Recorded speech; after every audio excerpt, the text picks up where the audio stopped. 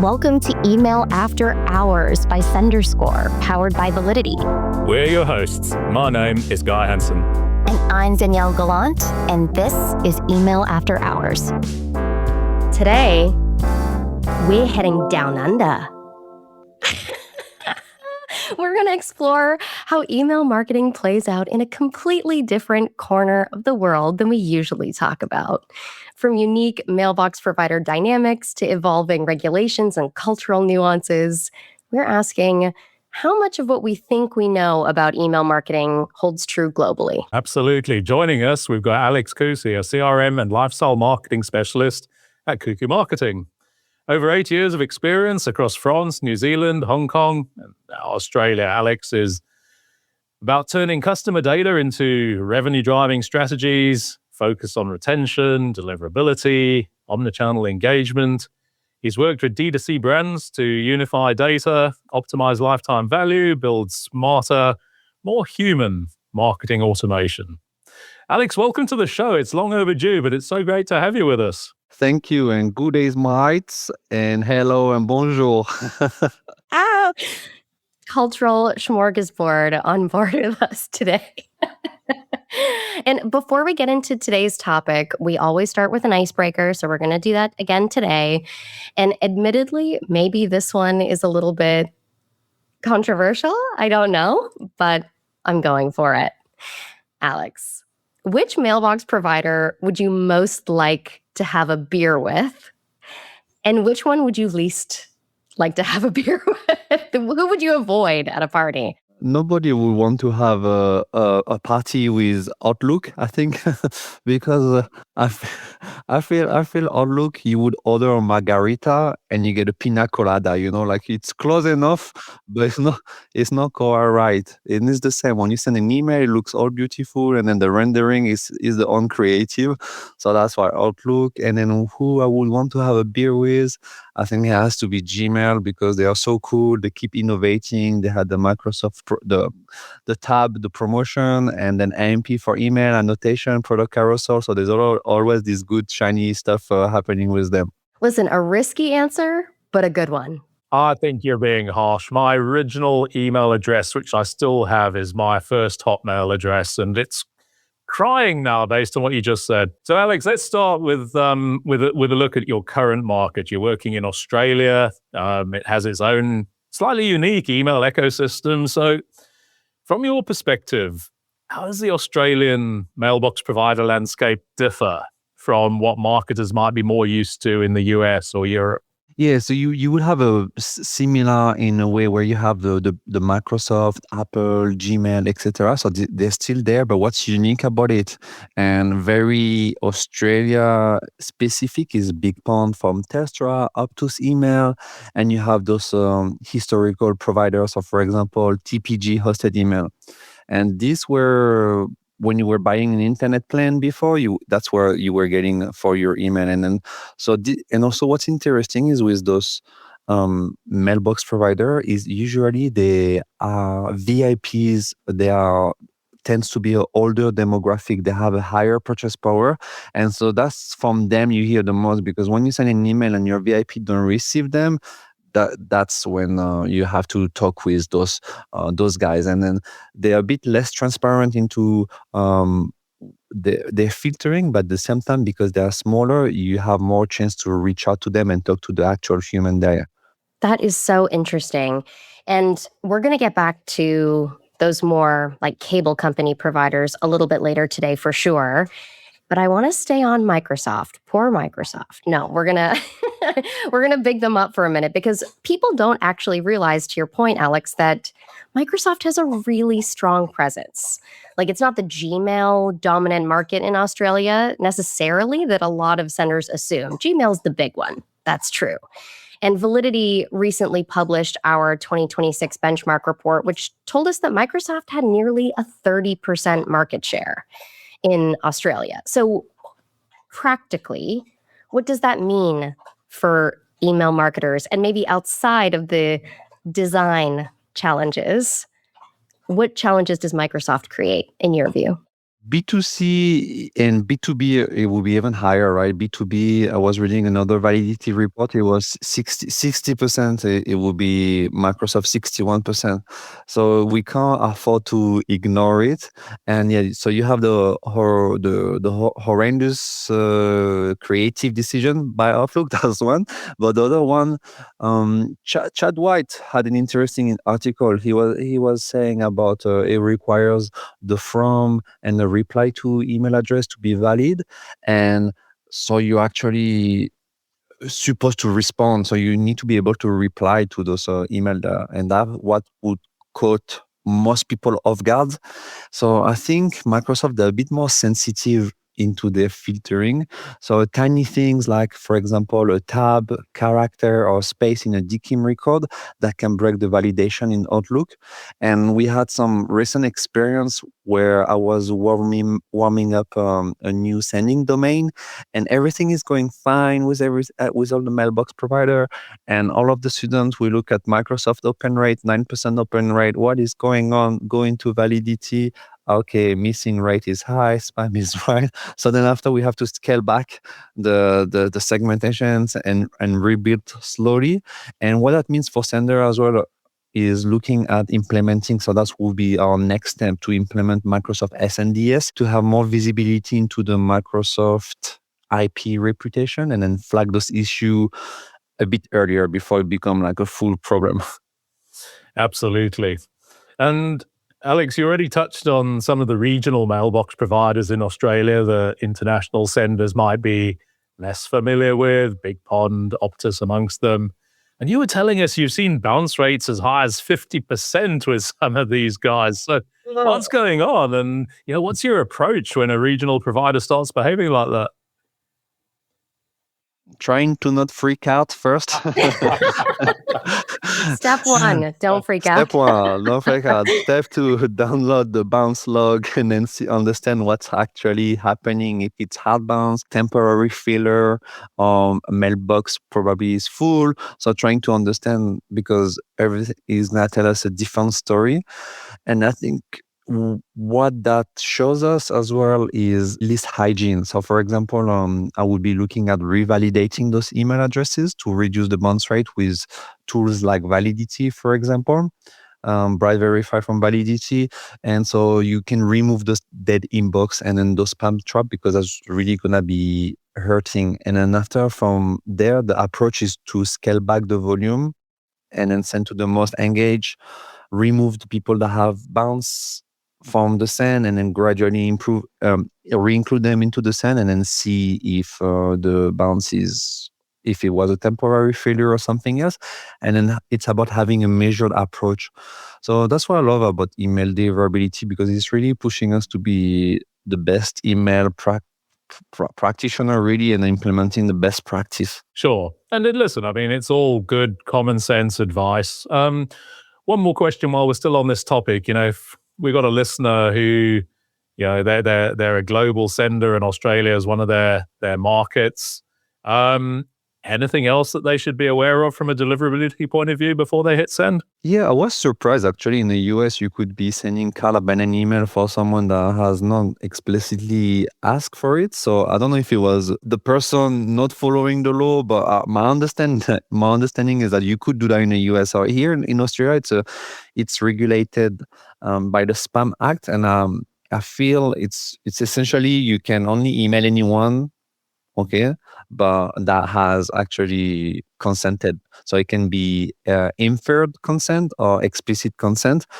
And inferred consent, but we tend to be asking for explicit consent. So, at the checkout, yes, you have this tick box. I agree to receive email marketing communication. And it goes not only with email, but also with SMS as well.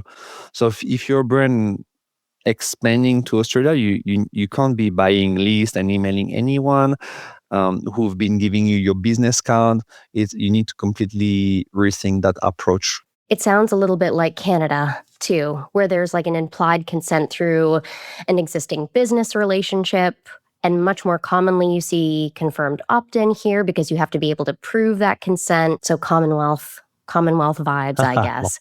I do want to talk about I want to shift gears and talk a little bit about tone of voice. I started this podcast off with my horrible Australian accent. I'm not going to subject all of our listeners to that very much, I promise. But there's a stereotype that Australian communication is super casual, like "G'day, mate," and all that, what you said, Alex. But in reality, how do Australian brands actually show up in the inbox when it comes to tone? Is it casual or is it what we would expect, kind of regular emails? If it's first of all, I love your Australian accent. I think super cool. And then I think it really depends on the demographic, right? Because I've been working with two brands where the demographic where it tend to be one was people working on the construction, so workers, and then there the tone of voice was really Australian, like as Australian as you can be. So you have all nothing is off the plate in terms of the language. You want to say the F word? Okay, go for it. Oh, I'm I was scared. shocked. So yeah. I want to be a part of this email program. Like, sign me up. I don't know. Yes, yeah. I will let you know what it is. It's and then the other one is more balance, and it's because they are sending not so sexy product. It's wiper, so there's nothing much to talk about it. So you can allow more creativity in the language, more wittiness, more humor, and you have to think a bit. A more well-known brand is Who Gives a Crap, which is selling toilet paper, and they make it a bit more fun, right? So that. But if you're an Australian brand, for example, a fashion brand, I work with a lot of fashion brand in Australia, but the tone of voice is what you would expect from an Australian brand, and then for a fashion brand, so it's elevated, it's luxury, and that will apply globally, I think. Right. And I think Guy and I talk a lot on the podcast about making sure that your tone is appropriate to your audience, of course. So it sounds like at least that's the same. And also that it translates, right? So like you have experience working across multiple countries. Do you think, are you with us? Are you with Guy and I, where we think it's pretty important for brands to localize tone? Or do you think you should maintain like more of a global brand voice? Local tone, yeah, it's important. Yeah, and then we're living also in a multicultural, world where in Australia it's very multicultural. So, for example, Chinese New Year's, even though the brand is not selling Chinese product per se, or the demographic is not 100%. You would see some hint of reds. You would see some reference to the year of the horse. So I think it's good practice to bounce off those global events as well. It brings a bit more relevance, and it's timely. What I've seen also on the other end is I was working with an agency that was based in the UK, and so servicing an Australian customer. And then for Christmas, so that's where it was very. In the UK, you would think snowflakes, cozy jumper, mulled wine.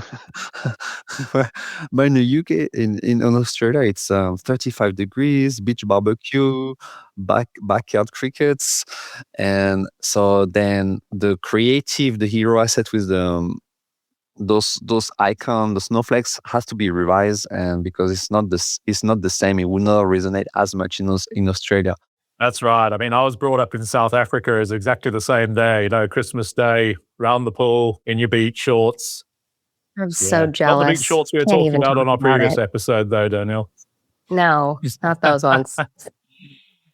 Alex, you touched on spam legislation a moment ago, and I believe it was actually amended quite recently, and certainly in industry press, we've actually seen some pretty high-profile enforcement action in Australia recently. I read about Telstra being fined for non-compliant SMS. There was a very recent story about Lululemon hit with a $700K fine for kind of blurring the line between transactional and marketing emails. So is enforcement genuinely getting more aggressive in your market? Or are these just the cases that made the news? Yeah, I feel sorry for those brands. It's huge fines. And in Australia, we have the ACMA, the Australian Communication Regulator, and they are enforcing this. And historically, you're right, they were, I feel that way as well, where they were enforcing more the serious case. So, for example, penalty to those brands sending emails to people that have not subscribed or not respecting the unsubscribe. And then the Lululemon, I think it was really interesting because it was a bit the blur the line between transactional email and then marketing email. And they were embedding promotional content in what should have been a purely operational email.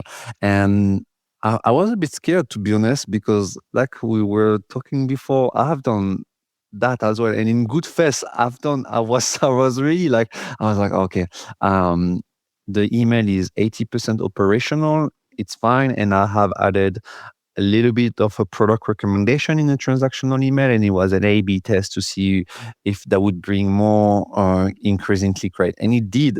And I feel that okay, it was actually helping the consumers. It was relevant, so I was not really like hurting them or annoying them. So, but at the same time, the law is the law, so you have to be careful and then follow it. Does feel like there's been a shift, right? Just generally, globally, toward more like content-based enforcement between that composition of an email, whether like the separation between transactional and marketing, and also the subject line, misleading subject line rulings that we've seen. So it's just interesting that we're kind of moving away from, it feels like generally the industry is moving away from brass tacks. How did you get the address, right? To almost more nuanced rules. So it's interesting to see that happen. And I think it's becoming more of a challenge with AI, of course, as brands are turning to AI to try to get creative, get content. So there's no escaping it, right? We talk about AI on this podcast all the time, and we don't want to escape it. Maybe it's here for good. But Alex, you have talked to us about, we kind of love your approach to the way that you are applying AI in your job in very practical ways. You gave us a couple of really good examples. Can you walk us through some of the ways that you're using AI today and then the impact that it's having for you? Yes. I want it to be useful for the subscriber when they're receiving the email. I want it to be useful for the team as well, saving time. So an example, taking the laborious, boring stuff of creating alt text. Nobody want to do it, but you have to do it. And then there is best practice on how to do it as well. You have to describe in 25 words or less. And if you want to be a bit more over the top and fancy, follow the brand tone of voice in the alt text. And so then, develop a system where I would be uploading the images and then getting the alt text on the back of it. And I think there is some mailbox, some ESP that are actually doing that automatically, where you upload the image and then creating the alt text. But for the one I was using, it was not. I created a little solution on the side. So little hint to all the ESP, implement this feature, please. Automatic alt text. And the second one that we were talking is about first name, and looking at the first name to predict the gender, and then using that, for example, for product recommendation in imagery, particularly relevant in fashion when you have a catalog of male or female products, and so then you can show accordingly. So what I've done is uploading the first names with the anonymous user ID, and then after, based on the first name, predict Daniel with 2 L and a E. Most likely it's female. Alex, me, it could be, either way. And guy, guy, same male. So then after, I've used that as well for the analysis of the customer demographic to give a bit more insights, because they had the feeling that their VIP customer were female based on their Facebook demographic data. And I was able to confirm that, analyzing the VIP customer and then seeing the demographic as well. So then after, it's just about helping brands to know more about their own customer, and then having Synthesizing it. Yes. Yeah. That's really clever. I love that. And it does feel, over recent months that there's been a clear shift away from AI as a shiny object to AI as a genuine problem solver. Would you agree with that based on, the senders you're working with? Yes and no. My LinkedIn is full of Claude all the time, and Open Claude as well. Can do everything you want. And then when I talk with the people that have installed it, it's not impressive what they have done with it.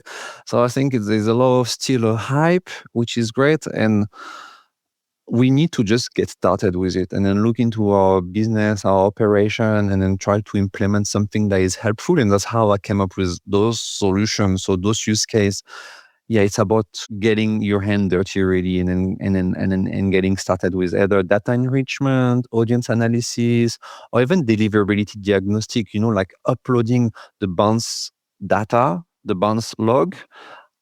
Of course, for privacy, you need to remove the email IDs of and then after you can have a bit of a more Before you get a you will 700K have a fine. bit Noted. and then you will have a bit more insights on there. Yeah. Yes. Validity recently surveyed email marketers in Australia and found that they're less likely than their US or UK counterparts to describe themselves as like mature, quote unquote, mature AI adopters. So, from what you're seeing on the ground, does that ring true? Like, is there actually a case that taking a more measured approach to AI is the smarter play? It might be the case because when I was in Singapore at the conference, also last week, we were talking with the Australian marketer, and we felt the same as well that Singapore, if felt that they were a bit ahead in terms of the adoption of AI. And I think when we look at the UK and US, I would say even they would be even further up there. And for us in Australia, I know many marketers that are embracing AI and then posting regularly on LinkedIn as well. So there's a little pocket of people as well that are integrating AI into the operational workflow. Yeah. When we were preparing for today's conversation, you told us that you're also part of an Australian email interest group. And I love that. It gives you a real-time pulse on what people are, struggling with, but also, new opportunities. Can you tell us a little bit about it and maybe some of the hot topics or recurring challenges that keep coming up in those conversations? Yes, thank you for bringing this up. So this is called the CRM Collective, and then there is about 400, 500 people in there, and it's a global collective with CRM practitioner, lifecycle practitioner in Australia, Middle East, UK, South America. So like it's global.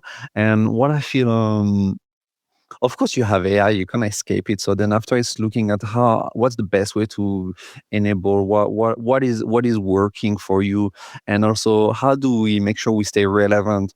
How do we make sure, for example, our designer, our copywriter, the role of the strategist, how is this being influenced and affected by AI? And I feel for me, something that AI can't really do now is navigating the political inside the company, the infrastructure, those complexity. So it can help a lot with some of the background work, but then the human interaction and then helping the stakeholder to voice their problem and then going about delivering it. That is still the human can do that really well. But there's a lot of amazing use case where you can have AI connected to Figma, to your project management, ClickUp, and then after putting that into your ESP, so it can go really deep, but step by step, right? I love that. And I think it reinforces what we've been talking about today, just how fast moving our industry is. But looking ahead, I mean, I almost hardly dare ask this question, but where do you think the next big shift in email marketing is going to come from? Yeah, this is I fear with the way it's going now with AI, everyone has to have a team of AI practitioners. So you will have. I think you need a strong strategist that is there, that has deep expertise into design, copy, email deliverability, and then after having the expert coming to finalize the work, the design, the copy, and then do those 30%, but the bulk, 50%, 60%, you can have it done.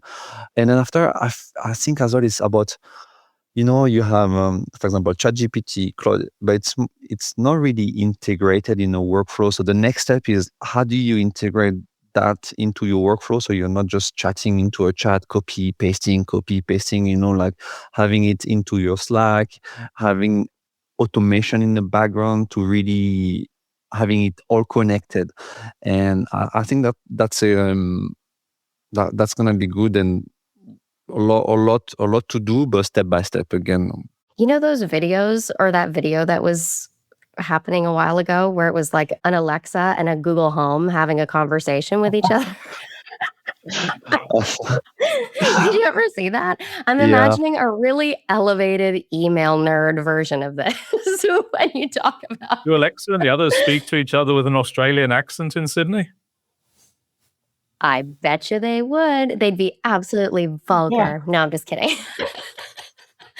Okay, we need to start wrapping up, but we're going to go once again back to our prep call, and we're going to finish with AI as well. So you described a dream AI product for email marketers. What is it, and how far away do you think we are? Yeah, it's what is it? It is about reviewing the email creative from the industry. So right now you have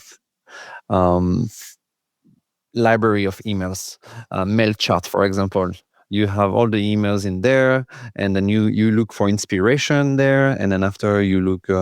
So I would want to have all integrated. I'm like, okay, I want an Easter campaign. Fine, AI, go do your thing. Research on MailChart all the email creative for the Easter holidays. Looking into my historical data, what work well.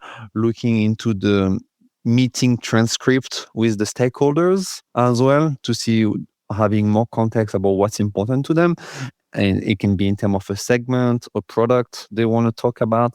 And then after, press a button, get your pina colada, having everything loaded into your project management software, having the strategist reviewing it, click approve, sending it. So there's a lot of workflow like this that we can get done, and that's where we want my email AI product to be.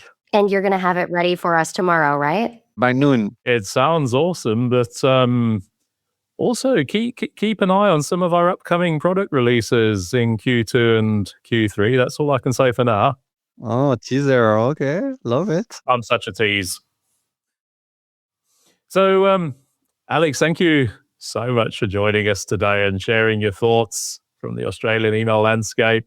I mean, man, we've covered a load of ground today. AI, legislation, life cycle strategy, how to speak like an Aussie. You did a great job, Danielle, Sheila. Alex, if listeners want to connect with you or learn more about your work, what's the best way to reach out? Connect with me on LinkedIn, Alex Coussy, or email alex@cuckoomarketing.com. Awesome. And to our listeners, be sure to tune in next time. Hit subscribe so you don't miss any future episodes. And absolutely don't forget to visit senderscore.org for more great resources to help you become stronger senders. And Guy and I are always super proud of the guests who join us on Email After Hours. We're always looking for new guests to feature on upcoming episodes too. So if you'd like to join us on an episode, drop us a comment, ping us on LinkedIn, or fill out the guest form in the show notes. Thanks for listening, guys, and we'll see you next time. G'day. See you next time. Be sure to tune in next time and hit subscribe so you don't miss any future episodes. And don't forget to visit senderscore.com for loads more great resources to help you become a stronger sender. To all you sleepless senders out there, thank you for joining us after hours, and see you next time.